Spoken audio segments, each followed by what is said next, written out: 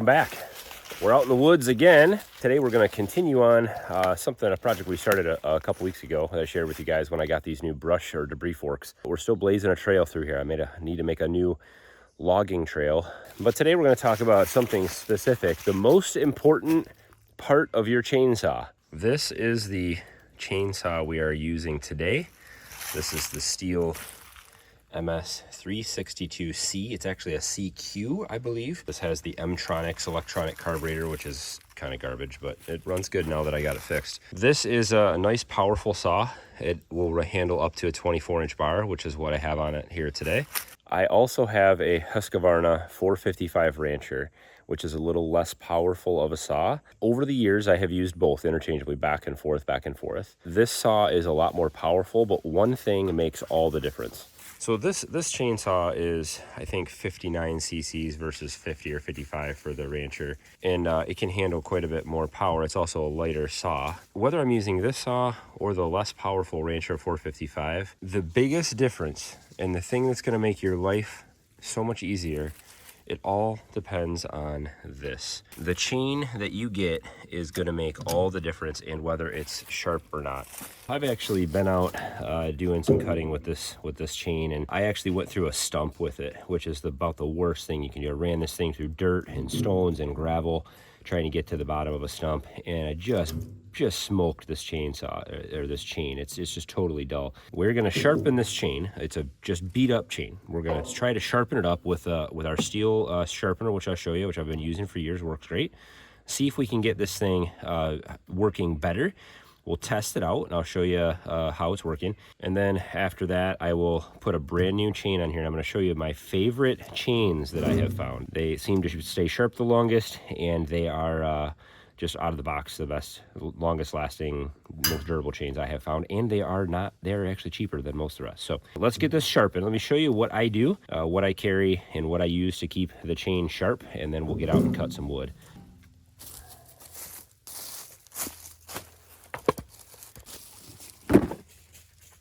I carry this dollar store. I've been around. This is I don't know, it's just what I found works best, I guess. But I have a couple things in here that I normally keep. So this is a new Stihl all-in-one sharpener, which I absolutely love. Hands down, the easiest, quickest, and most accurate way to keep a chain sharp. This is not cheap, but it does come with the files. This is actually works for both sides. So you've got two round files in here. These are 7/32, round file on this side, round file on this side, and then you have the flat file in the middle, and it's two-sided. You're filing the edge of the tooth down with the round file and sharpening that as you go through each pass, and you're also taking the top off of the raker or depth gauge, whatever you want to call that. I carry a Sharpie in here, and this is just what I use to mark the starting tooth. I usually just mark the first two that I'm going to be on. So what you have here on our two marked teeth here, so they go in opposite directions, obviously alternating. So the bottom edge of this tooth right here is what gets sharpened. So that round file, the round file right here, sits right in that, and it goes through. You only want to go in one direction. You're going just like that, and that's sharpening the underside of that tooth and rounding out this gully right here. And at the same time, this flat part of the file right here is sitting on the top of this depth gauge or raker. I call them rakers. They do both things. So the top of this gets filed off just a little bit each time, and that lowers the depth gauge. This is going to determine how deep this cuts. So the edge of this tooth right here should be just a little bit higher than this depth gauge, just a little bit. And that little difference between the height of this and the height of this determines how much it shaves off each time it goes through the wood. So you're going to see in a minute the shavings that we have. You're going to be able to tell when you've got a good shaving.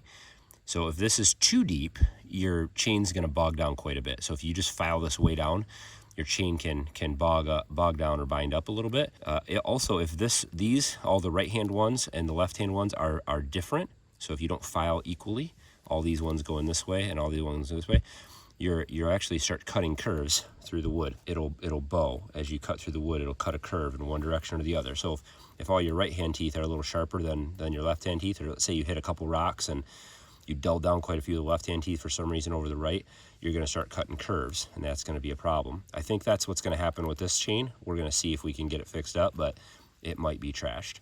Now you can take these to a grinder, a bench grinder. I have a bench grinder chain sharpener also, and you can grind these all back equally, and you can recover these chains if you put a little extra work into them. But I also call this a raker. This is actually pulling through the wood. So as this is going in this direction, as you're going through the wood, this is you got some shavings and sawdust that get in between these teeth in this little gap right here.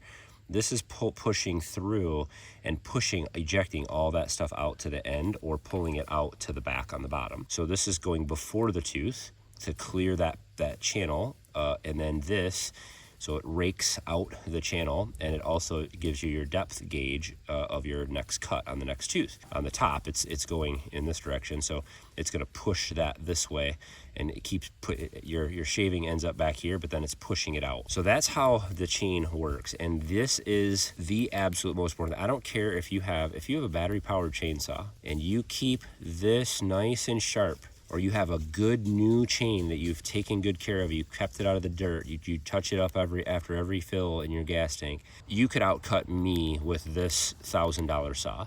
This $1,000 saw is useless. It's worth nothing without a good chain. So let's get this one sharpened up, and then I'm going to show you my favorite chain that I have recently found. I think it's a newer brand. I don't know where they came from, but so let's get this sharpened up and see if we can get this. We'll see how this is cutting, and I'll show you what has happened with it and what it looks like. So I'll show you what a beat up chain looks like, and then we'll put a brand new one on here, and I'll show you my favorite chain brand that I found. This has little pictures on it that shows you which way you need to go and which way the bar is sharpening in this direction. My bar is this way, so that's what I have. It's important to try to keep the angle correct. There's a laser etching on here that shows the angle that these need to be sharpened at. So it's important to try to match that up as best you can as you're sharpening.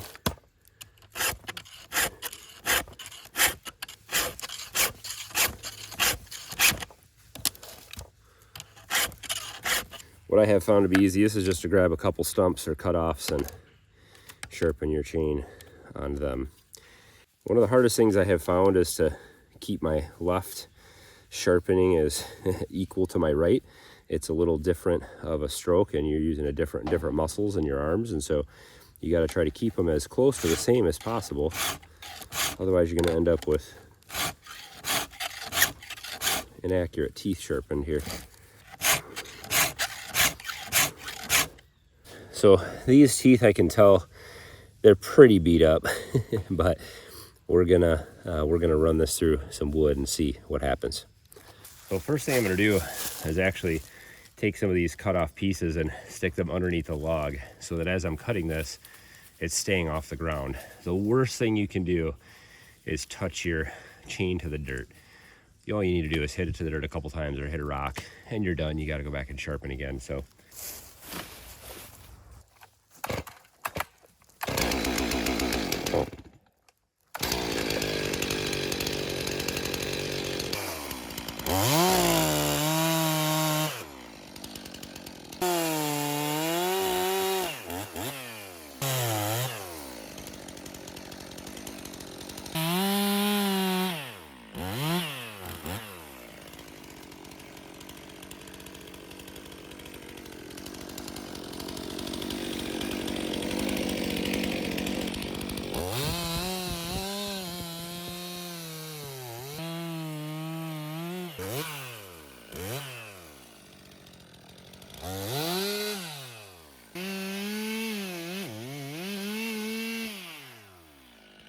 well, we got it cut up, but it was as I had expected. That chain is not looking good. What happens with the chains when they get racked, like I did with that stump?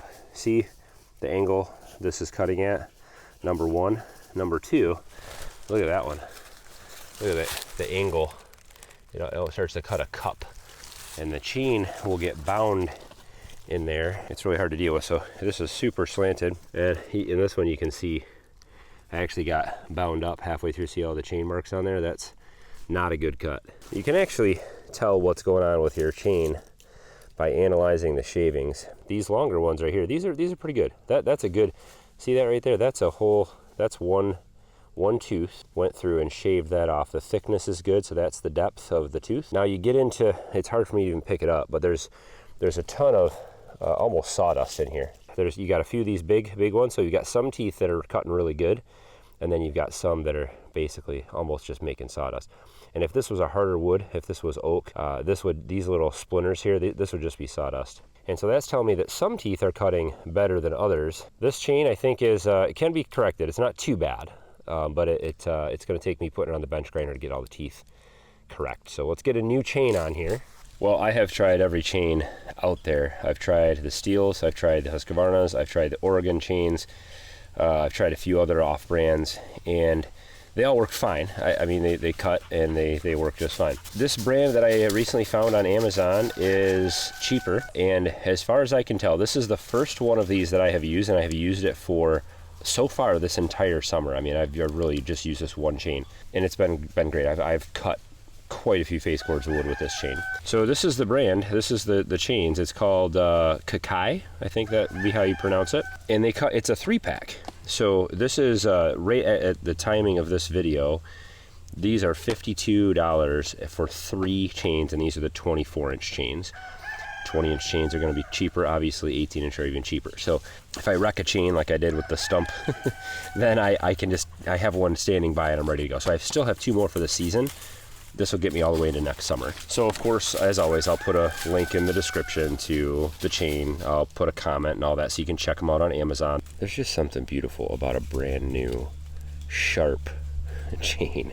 It's so satisfying to cut when you have a nice sharp chain. So something to understand or notice, these are chisel tooth.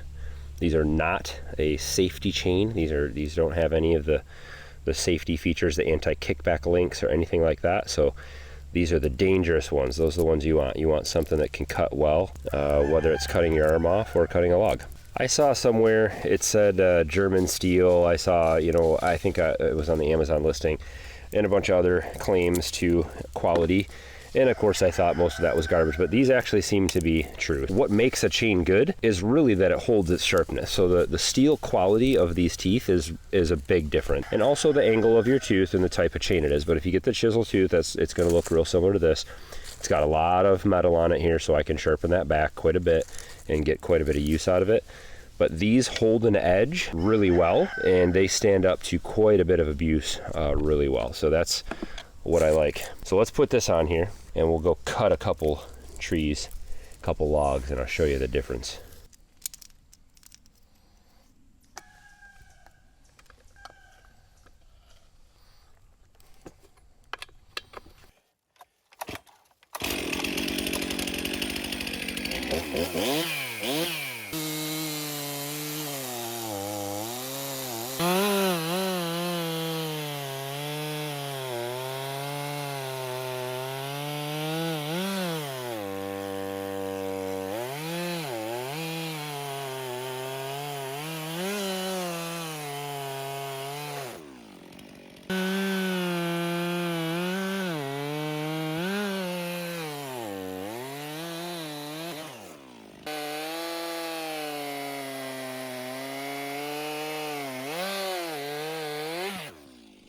The most satisfying feeling in the world is cutting through some solid oak with a fresh chain. So that's just a couple minutes it took to go through those, and those are good 16-18 inches in diameter. Most of what you're seeing is these big thick pieces. So you have a lot of very uniform thick pieces. So you got a whole bunch of pieces just like that, and these are quite a bit thicker than what you would see before, and they're very uniform, so there's none of that dust. And again, this is oak, so this is white oak. This is nice and hard, very hard wood. So some of these are similar to what we had before, but that's because some of the teeth on that old chain were quite sharp, but many of the teeth were not, and that's really what makes the biggest difference. Stay out of the pond. That's what really makes the biggest difference, is that all your teeth are uniform. And then you can see the surface of the oak. I usually feather the saw in, so I'll start at the top and then use those to get those teeth stuck right in the wood, and then I'll just kind of rotate the saw forward, let it drop in, rotate it forward, let it drop in, and you can almost see that here with the the way that this is marked up, but it's really smooth. Real nice even cuts. And nice thing about cutting on the hill is I just cut them and kick them all down and pick them up later. Well, I got a decent little haul of wood for about a half an hour's worth of work, an hour's worth of work out here. I'll get all this loaded up and get it ready to be processed another day. But I've been real excited to share this this chain brand with you guys because I've been testing it out over time and kind of beating it up on purpose. It seems to be the best. It's very hard to do a test on, let's say I cut about 3 different chains, because how do you measure that? I could cut for, you know, so many cuts and then see how sharp it is, but that's still objective to how I'm cutting, the type of wood, the position on the tree that I'm cutting through. The log is, you know, trees are all different diameters as you get closer to the trunk, so it's very difficult to just do a side-by-side comparison of chains. So you just have to take my word for it, I guess. Over 9 years of experience, Oregon chains are pretty good. The brand names Husqvarna and Steel, those are pretty good. This one seems to be the best and the best value. So check them out. And this is also the most important thing about cutting with your chainsaw is keeping your chain sharp and using a good chain. So hopefully that helped you guys out. Let me know what you think. Do you have any other brands of chains out there that you have used? Some of you guys out there that have cut for years and have some experience to share, throw it down below. I'd love to hear from you. What chains have you found to be the best? Thumbs up on today's video. Subscribe if you want to tag along. We'll see you next time.